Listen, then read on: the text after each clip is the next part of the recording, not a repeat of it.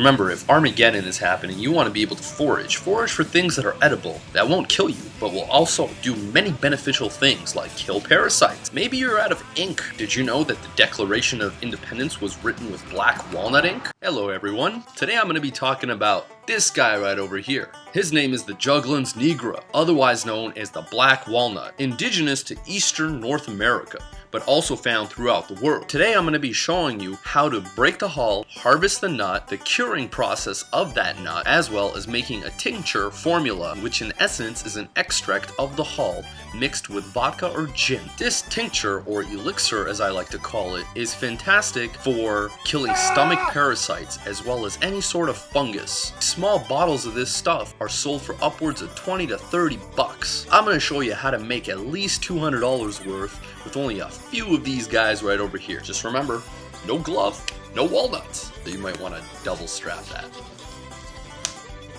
Uh-oh, my large hands broke the glove.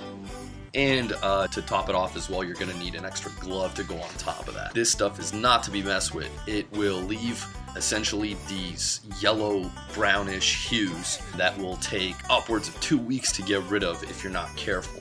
Will you be ready to do some surgery? So what you're going to need is a platform to work on. Obviously a wide array or an abundance of black walnuts that are harvested between September and October. Without further ado, let's begin.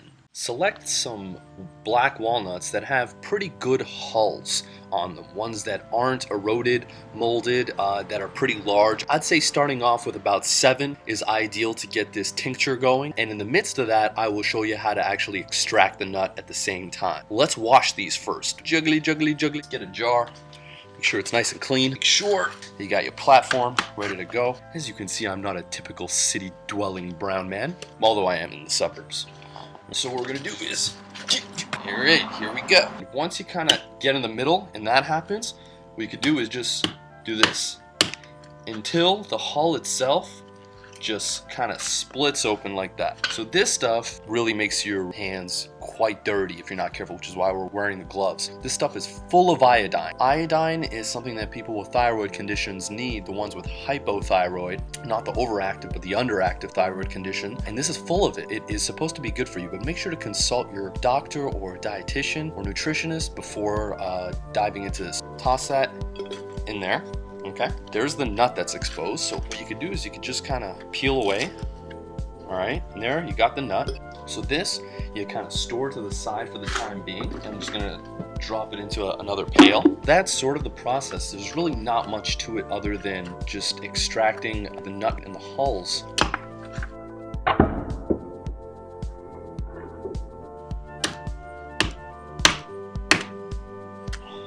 Voila. Alright, so that goes in the bottle. One of the main benefits of this hull is that it is an anti-parasite medication. When Armageddon happens, make sure you know how to identify the black walnut tree. You about to follow me to the backyard so we could take a look at this walnut tree, because it is quite majestic, and I want to give you guys a little idea of what the plant itself looks like as well. So let's go take a look. By the way, this is really bad for my SATA drive because I'm using my computer as I'm walking. Pretty idiotic.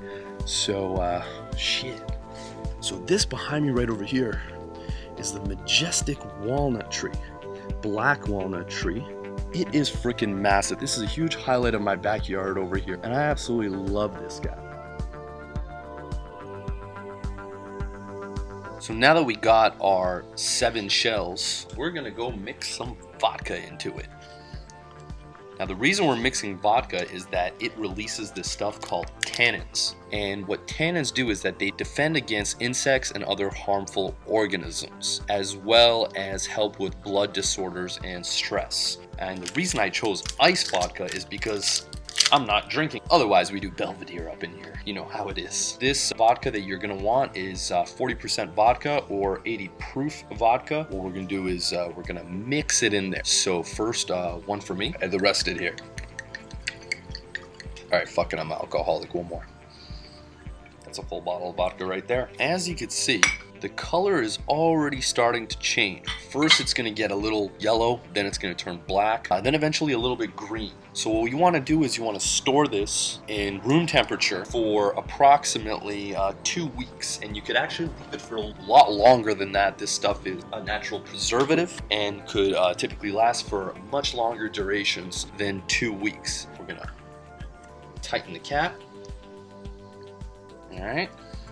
Leave that in there for 2 weeks. I would take out the hulls after a couple of weeks and do a slight filtration of it so you get a bunch of the gunk out of there. And you can kind of just shelf that off in the event Armageddon happens and you drank some bad water and you got some stomach parasite. Or if you have a fungal issue and you want to get rid of that, mind you, this stuff fixes funguses as well. It really is a wonder. There is a plethora of stuff that this stuff does. So now that I showed you this, I'll leave it to you. So now we want to take our walnuts that have been dehulled and we want to wash them. The reason we want to wash them is because we want to get all that gunk around off. What you're really going to be doing is just kind of agitating these with your hands as you're washing them underneath the sink. Now, the more you have, the more abrasion that happens and the quicker that they will get rinsed off. But I would say a solid 5 to 10 minutes of just kind of stirring them around should certainly get a lot of it clean. And if there's anything left, leave it. Don't even worry about it. At that point, what you want to do is just dry them off a bit and toss them either into a rice sack or an onion sack and then let them dry. So here they are after they've been washed.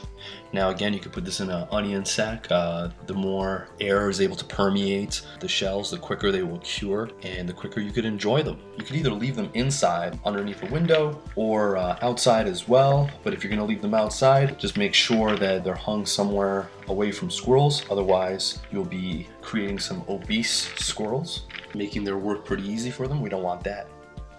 Or do we? I'll do a follow-up video to show you guys how to actually crack and extract it. Thank you so much for watching. And we done.